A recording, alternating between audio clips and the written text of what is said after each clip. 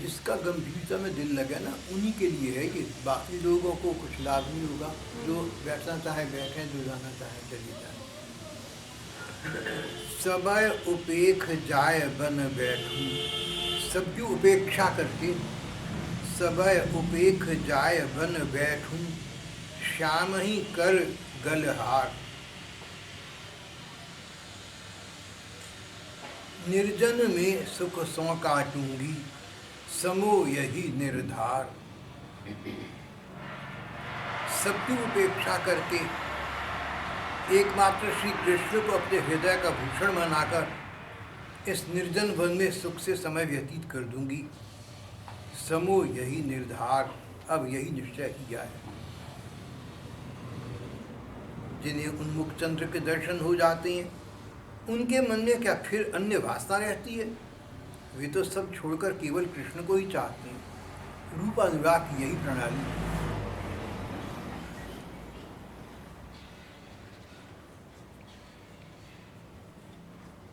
आषाढ़ का महीना है, रथ यात्रा का समय सन्निकट आ गया। नीलाचल में इस उत्सव के खूब धूमधाम हो रही है। जगन्नाथपुरी में रथ यात्रा के उत्सव की खूब धूमधाम हो रही है। आकाश सर्वदा मेघाच्छन्न रहता है। वर्षा का क्षण मात्र को विराम नहीं है। प्रभु का हृदय भी वर्षा के आकाश की भांति श्री कृष्ण विरह से आच्छादित रहता है। वर्षावारी की भांति नयनों से अविरल अश्रुधारा प्रवाहित होती रहती है। भक्तगण बीच बीच में श्री मंदिर में आकर प्रभु का दर्शन करते हैं और प्रणाम करके चले जाते हैं। जो एकांत अंतरंग भक्त हैं वे अन्यत्र नहीं ठहरने पाते। जो एकांत अंतरंग भक्त हैं वे अन्यत्र नहीं ठहरने पाते। प्रभु के दर्शन किए बिना उनके प्राण अधीर हो उठते हैं।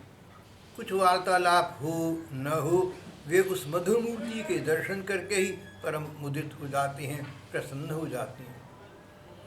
किंतु प्रभु की ये विरह यातना, ये विरह वेदना का कष्ट भक्तगण बिल्कुल सहन नहीं कर पाते। जिस प्रकार से प्रभु का चित्त अन्य विषय की ओर आकृष्ट हो, सबकी यही चेष्टा रहती है, किंतु ये चेष्टा निष्फल रहती है।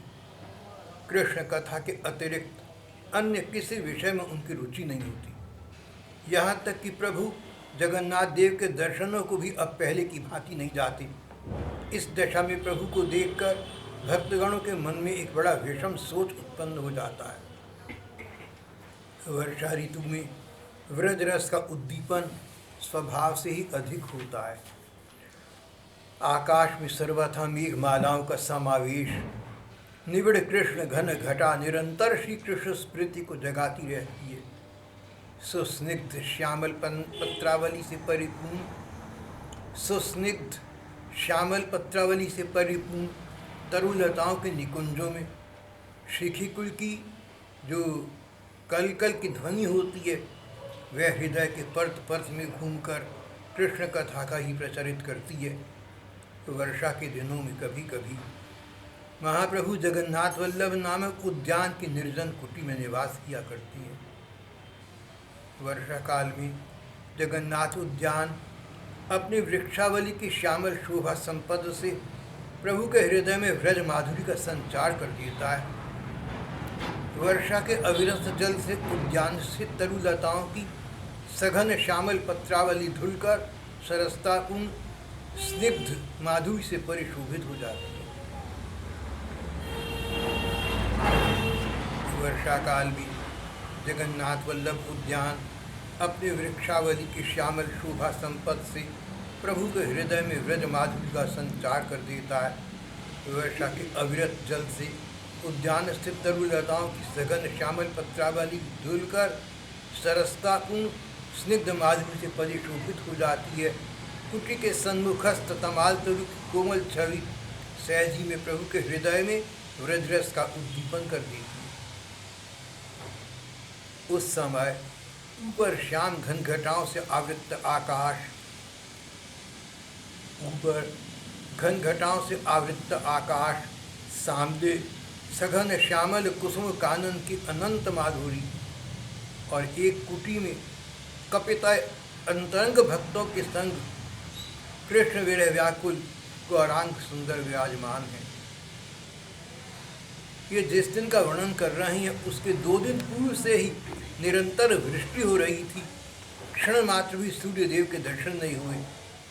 आकाश निबिड़ घन घटाओं से घिरा हुआ था। विपुल उद्यान की विशाल स्निग्ध श्यामल शोभा के मध्य में, विपुल उद्यान की विशाल स्निग्ध श्यामल स्निग्ध श्यामल शोभा के मध्य में श्री श्री महाप्रभु की प्रियतम वन कुटी स्थित है।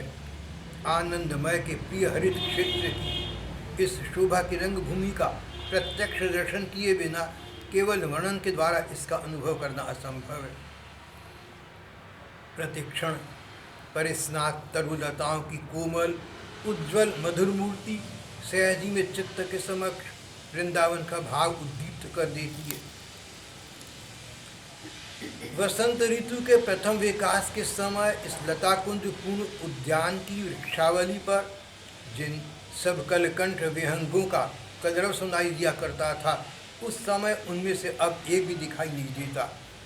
वह कोकिल नहीं है, वह पपिया नहीं है, वे फूल नहीं है, वे फल भी नहीं है केवल मेघ गर्दन से मस्त नृत्यशील श्री की समूह। यदि है तो केवल मेघ गर्दन से मस्त नृत्यशील समूह और विरह वेदना उद्दीपक उनका केकारव।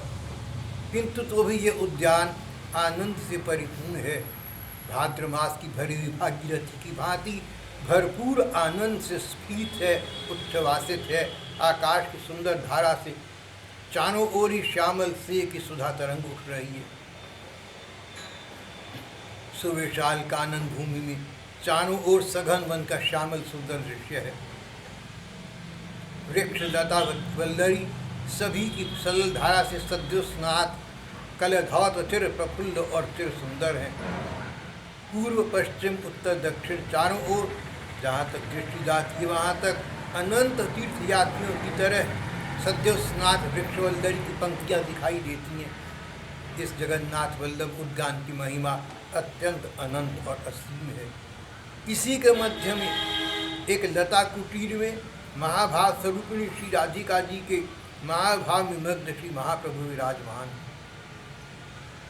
इसी उद्यान के मध्य में एक लता कुटीर में महाभाव स्वरूपिणी श्री राधिका जी के महाभाव में निमग्न श्री श्री महाप्रभु विराजमान है। स्वरूप दामोदर और मुकुंद दत्त मृदुल मधुर कंठ से गान कर रहे हैं। झरझर बरसत घनसों वारी, नभ छाई चहु दिशि अंधियारी, सखी उपाय कर कछु निर्धार, करय न जासों हरि अभिसार। जामिनी दमक दहत मम गात, रिम झिम वारी झरत सब पात। रहन चहत घर रहो न जाय, विघन विथा कहू कैसे जाय। चढ़ मन रथ पे चढ़ मन रथ, लय सारथि काम, जाय मिलूँ में तुरत ही श्याम। कहत यही मन बारंबार, जिन डर कामिनी कर अभिसार। गान श्रवण कर महाप्रभु अधिकतर अनमनी होकर कहने लगे, तुम सब मुझे यहाँ कहाँ ले आए हो? कुछ ठीक समझ में नहीं आता। मैं कहाँ पर मालूम होता मैं वन में आ गया हूँ। ये कहकर मौन हो गए। अवश की भांति अनिमिष नयनों से सामने के तमाल वृक्ष की ओर देखने लगे। इस समय ऐसी दशा में क्या करना चाहिए? स्वरूप, मुकुंद, राम राय, राम वसु आदि भी कुछ स्थिर न कर सके। रामानंद राय प्रभु के पीछे की ओर जाकर उनको पकड़कर बैठ गए। धीरे धीरे कृष्ण नाम सुनाने लगे। महाप्रभु विरह व्याकुल अवस्था में रोकर बोले, सखी इस दारुण दशा में अब मेरा घर में रहना नहीं हो सकता। महाप्रभु विभल अवस्था में रुदन कर कहने लगे, सखी इस दारुण दशा में अब मेरा घर में रहना नहीं हो सकता और वर्षा भी बंद नहीं होती। आकाश में घोर अंधकार छा रहा है। अब बताओ भला मैं क्या करूं? संभवतः प्यारे मेरी खोज में संकेत स्थल पर पहुंच गए होंगे। मैं अब यहाँ कब तक वर्षा होने के बाद देखूँ सखी? श्याम दर्शन में क्या ऐसे विघ्न होते हैं? अथवा विघ्न ही क्या है, यही तो श्याम दर्शन का सुसमय है। ये कहकर प्रभु विभल होकर रामानंद के कंधे का सहारा लेकर खड़े होने की चेष्टा करने लगे और सामने की ओर देखकर आग्रहपूर्वक बोले, प्यारे तनक ठहरो, ये लो मैं आ गई, और नेत्र निवेदन कर बैठ गए।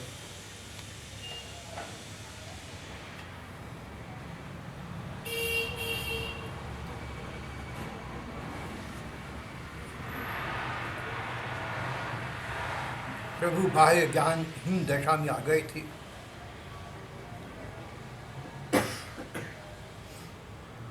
राम वसु स्वरूप से कहने के, पंडित प्रभु के विभल दशा देखना मेरे लिए बहुत ही असह्य है।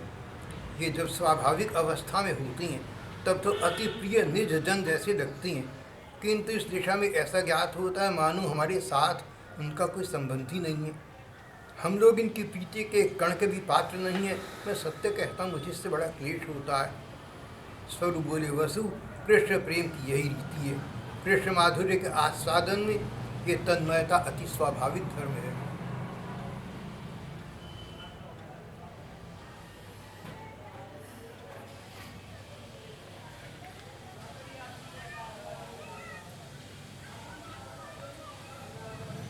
प्रभु बार बार मुझसे कहते हैं, स्वरूप मैं जब तक लीला दर्शन सुख में मग्न रहता हूँ तभी तक आनंद में रहता हूँ। इसके अतिरिक्त केवल विरह यातना ही सर्वदा होती रहती है।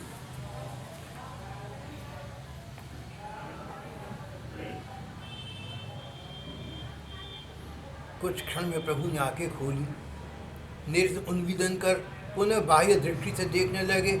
मृदु स्वर में कहने के, तुम कौन हो? अच्छा समझ गया, स्वरूप हो। ये कहकर उठ बैठी।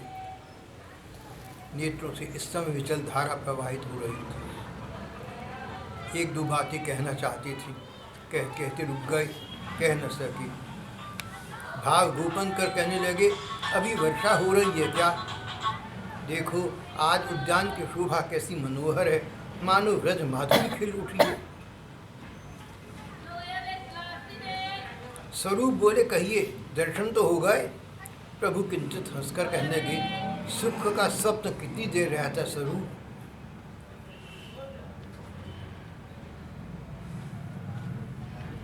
सुख का स्वप्न कितनी देर रहता है स्वरूप? इन सब बातों की क्या आवश्यकता है?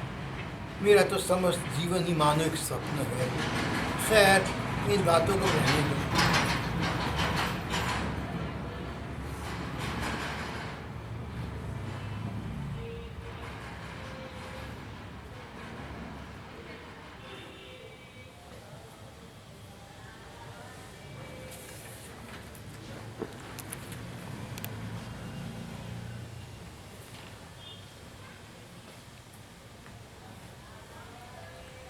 एक दिन, वह आज ही का सा दिन था। अविरत मेघ वृष्टि के कारण चारों ओर अंधकार, बादलों की गंभीर गर्जन और रिमझिम वर्षा का शब्द हो रहा था। ऐसी अवस्था में श्री राधिका जी का घर में रहना भी कठिन था, घर से बाहर निकलना भी कठिन था। रहन चहत घर रहो न जाए, विघ्न बाधा ये कैसे जाए। श्रीमती राधिका जी मनोरथ पर आरूढ़ होकर श्याम सुंदर के दर्शनों को घर से बाहर निकल पड़ी। प्रीति का आकर्षण ऐसा ही होता है, ये मेघ बादलों की बाधा का विचार नहीं करता। पिय के हित बन जोगिनी, विचरूं देश विदेश, पूछूंगी ये सबन सौ, कहाँ रहत प्राणेश। पिय के हित बन जोगिनी, विचरूं देश विदेश, पूछूंगी ये सबन सो, रहत कहाँ प्राणेश।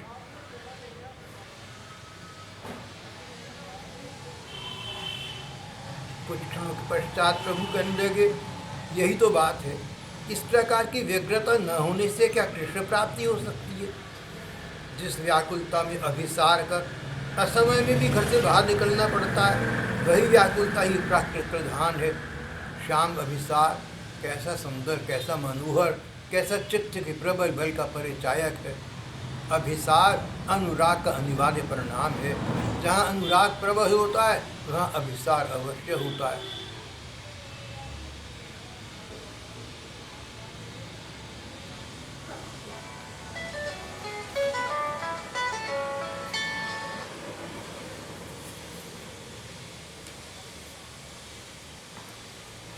प्रभु प्रेम रस को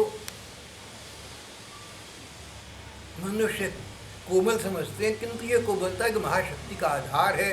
ये बात मन में विचार करने से भी विस्मित होना पड़ता है। इस शक्ति के मूल में एकमात्र उसी रूपानुराग का प्रबल वेग निहित है। रैन दिवस कब होत हैं जान परत नहीं मोय। रैन दिवस कब होत हैं जान परत नहीं मोय। सोवत जागत श्याम को रूप प्रकाशित होय। सोवत जागत श्याम को रूप प्रकाशित